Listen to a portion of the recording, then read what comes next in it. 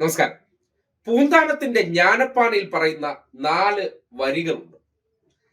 രണ്ടു നാലു ദിനം കൊണ്ടൊരുത്തനെ തണ്ടിലേറ്റി നടത്തുന്നതും ഭവാൻ, മാളിക മുകളേറിയ മന്നന്റെ തോളിൽ മാറാപ്പ് കേറ്റുന്നതും ഭവാൻ. ഇത് ഭക്തി ഉള്ളവർക്ക് സംബന്ധിക്കുന്നിടത്തോളം വളരെ കൃത്യമായിട്ടുള്ള, അതായത് അവരുടെ അഹങ്കാരങ്ങൾക്ക് ഒരാളെ തണ്ടിലേറ്റുന്നതും ഭവാനാണ്, അങ്ങ് മുകളിൽ എത്തുന്നവന്റെ തോളിൽ മാറാപ്പ് കേറ്റുന്നതും ഭവാൻ. ഈ നാട്ടിലെ വിശ്വാസികളായിട്ടുള്ളവരെ സംബന്ധിക്കുന്നിടത്തോളം വളരെ പ്രധാനപ്പെട്ട ഒരു വരികളാണ്.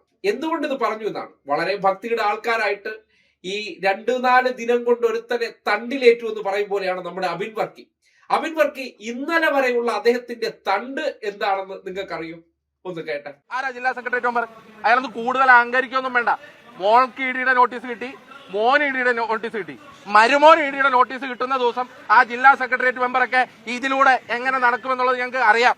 ആ ജില്ലാ സെക്രട്ടേറിയറ്റ് മെമ്പറൊക്കെ കരിഞ്ഞു വെച്ചോ, ചെവിയിൽ നുള്ളി വെച്ചോ. മോനും കഴിഞ്ഞ് മരുമോൻ ഇഡി നോട്ടീസ് കിട്ടുന്ന ദിവസം അവനെ ഞങ്ങൾ എടുത്തോളാം എന്ന് മാത്രമേ പറയാനുള്ളൂ. കേട്ടല്ലോ, അവനെ ഞങ്ങൾ എടുത്തോളാം, മരുമോൻ ഇഡി വരും, മറ്റത് വരും, മറിച്ചത് വരും. എന്താ ഡയലോഗുകൾ, എന്താ അഹങ്കാരപൂർണമായിട്ടുള്ള വർത്തമാനങ്ങൾ. അവനെ ഞങ്ങൾ എടുത്തോളാം. ഇപ്പൊ ആരെ എടുത്തു? ഈ ചിത്രം നോക്കിയേ. നാട് കടത്താൻ വേണ്ടി തൂക്കി എടുത്തുകൊണ്ട് പോകുന്ന ഒരു ചിത്രം, അതൊരു ട്രോൾ ചിത്രമായിട്ട് സോഷ്യൽ മീഡിയയിൽ പ്രചരിക്കുകയാണ്. ആ രീതിയിലാണ് എടുത്തുകൊണ്ട് പോകുന്നത്. ആര് വീണു? ഇതാണ് പറയുന്നത്, മാളിക മുകളേറിയ മന്നന്റെ തോളിൽ മാറാപ്പ് കേറ്റും. അതായത് 4 ദിവസം ചാനൽ ചർച്ചകളിലൊക്കെ പങ്കെടുത്തതിന് ശേഷം ഞാൻ എന്തോ ഒരു വലിയ സംഭവമായെന്നായിരുന്നു വർക്കിച്ചാഹിന്റെ വിചാരം. എന്ത് സംഭവിച്ചു?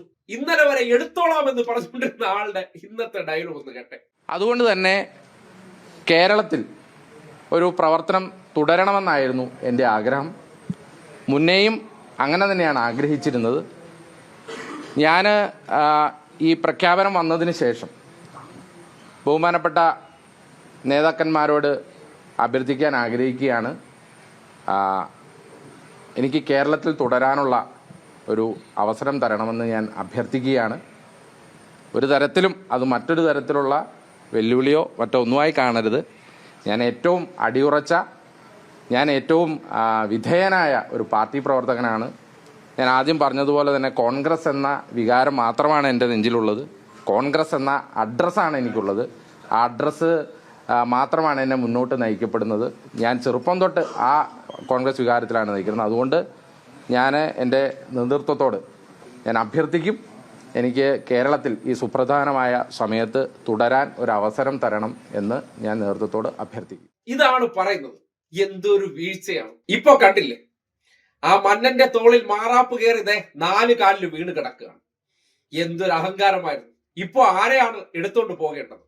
ഇന്നിപ്പോ അദ്ദേഹത്തിന്റെ അതേ വാർത്താ സമ്മേളനത്തിലെ വളരെ ഹൃദയം പൊട്ടിയുള്ള ഒരു വാചകം കേട്ടു. അതായത്, ഞാൻ ദേശീയ നേതൃത്വത്തോട് കാല് പിടിച്ച് അഭ്യർത്ഥിക്കുകയാണ്. എന്താണ്? ഒന്ന് കേട്ടെ. എനിക്ക് ഈ കേരളത്തിൽ തുടരാനാണ് ആഗ്രഹം.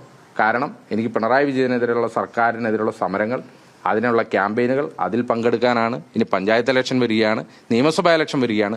അതിൽ ഒരു പാർട്ടി പ്രവർത്തകനായി, പാർട്ടിയുടെ ഒരു പോരാളിയായി ഇവിടെ നിൽക്കാനാണ് ഞാൻ ആഗ്രഹിക്കുന്നത്. അത് ഞാൻ അഭ്യർത്ഥിക്കും പാർട്ടിയുടെ മുന്നിൽ. എനിക്ക് കേരളത്തിൽ പ്രവർത്തിക്കാനാണ് ഇഷ്ടം. പിണറായിക്കെതിരെ പോരാട്ടം നയിക്കണം. തദ്ദേശ തെരഞ്ഞെടുപ്പ്, നിയമസഭാ തെരഞ്ഞെടുപ്പൊക്കെ വരുന്നത് കൊണ്ട് എനിക്ക് ഇവിടെ പോരാടണം അത്രേ. ഒരു കാര്യം ആലോചിക്കുക, സ്വന്തം പാർട്ടിക്കാർ തന്നെ തീരുമാനിക്കുകയാണ് ഇവിടെ സംസ്ഥാനത്ത് ഇവനെ കൊണ്ട് ഒരു കൊണവും മണവും ഇല്ല, അല്ലെ? അതുകൊണ്ടാണല്ലോ ഇപ്പോ ഞാൻ ചോദിക്കുന്ന രാഹുൽ മാങ്കൂട്ടത്തിനെ ഇവിടെ നിന്ന് മാറ്റുമോ? ഇത്രയും ആരോപണ വിധേയനാണ്. അദ്ദേഹത്തിന് ഇങ്ങനെ ഒരു നാടുകടത്തൽ ഉണ്ടാകില്ലല്ലോ. സ്വാഭാവികമായിട്ടും സ്വന്തം ചിന്താഗതിയിലും കുറച്ച് മാപ്രകൾ എടുത്ത് മയക്കെടുത്ത് തിരികെ കൊടുക്കുന്നതുകൊണ്ട് അതിന്റെ മുന്നിൽ ഡയലോഗ് അടിക്കുന്നതാണ് പ്രധാന പാർട്ടി പ്രവർത്തനം. അല്ലാതെ രാഷ്ട്രീയമായിട്ട് കുനിഞ്ഞിട്ട് ഒരു കുപ്പ എടുക്കാറില്ല. ദേശീയ തലത്തിലൊക്കെ പോയാൽ സംഘപരിവാറിനെതിരെ പല സ്റ്റേറ്റുകളിൽ പോയി പണിയെടുക്കേണ്ടി വരും. അവിടെ ഈ ക്യാമറ ഷോകൾക്ക് സ്ഥാനമില്ലല്ലോ. ഇവിടത്തെ രാഷ്ട്രീയ പ്രവർത്തനം എന്താണ്? ക്യാമറകൾക്ക് മുന്നിൽ രാവിലെയും വൈകുന്നേരവും പോയിരുന്ന് 4 ഡയലോഗ് ആക്കിയാൽ നേതാവായി കഴിഞ്ഞു. അങ്ങനെയാണല്ലോ മാങ്ങാണ്ടിയും ഈ പറയുന്ന പദവിയിലെത്തിയത്. അതേ വഴിയിൽ സഞ്ചരിച്ചുകൊണ്ട് അടുത്ത പദവിയൊക്കെ ഉറപ്പിച്ചിരിക്കുമ്പോഴാണ് ഇമ്മാതിരി പണി കൊടുത്തിരിക്കുന്നത്. അതായത് നേരെ വിട്ടോ എന്ന് പറയുകയാണ്. അതായത് നിന്റെ പ്രവർത്തനം ഈ നാട്ടിൽ വേണ്ട, അതുകൊണ്ട് ഇവിടെ ഒരു ഗുണം ഉണ്ടാകുന്നില്ല.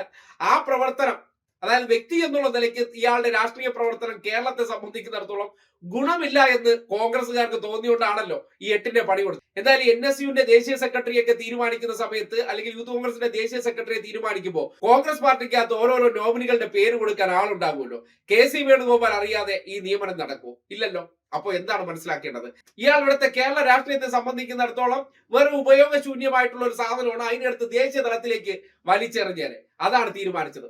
അപ്പോ ആ അഹങ്കാരം മൂത്ത് എടുക്കാൻ നടന്ന വ്യക്തി കാല് പിടിച്ച് പറയുകയാണ്, എന്നെ ഒന്ന് കേരളത്തിൽ നിർത്തണേ. അപ്പോ ആ പൂന്താനത്തിന്റെ ജ്ഞാനപ്പാന ഇന്നലെ കാണിച്ച അഹങ്കാരത്തിൽ നിന്ന് ഇന്നൊരൊറ്റ ദിവസം കൊണ്ട് ഒരു മനുഷ്യൻ വീണ ഏതൊരു കയത്തിലേക്ക് നോക്കൂ. ഇതൊരു വിശ്വാസിയെ സംബന്ധിക്കുന്നിടത്തോളം പറയുന്നത്. കാര്യം വിശ്വാസ കച്ചവടക്കാരാണല്ലോ കോൺഗ്രസ്സുകാർ.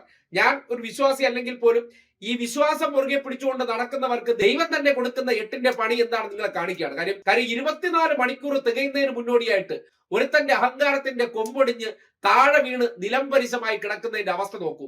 സ്വയം വലിയ സംഭവമാണെന്ന് വിചാരിച്ചിരുന്ന വ്യക്തി ഈ നാട്ടിലെ സംബന്ധിക്കുന്നിടത്തോളം വെറും പുല്ലുവില മാത്രമാണ് പാർട്ടിക്കാർക്ക് ഉണ്ടായിരുന്നു എന്ന് തെളിയിച്ച് കൈവശം വെച്ചു കൊടുക്കുമ്പോൾ അന്തസ്സുള്ള വ്യക്തിയായിരുന്നെങ്കിൽ ഞാൻ ഇനി പണിക്കില്ല എന്ന് പറഞ്ഞേനെ.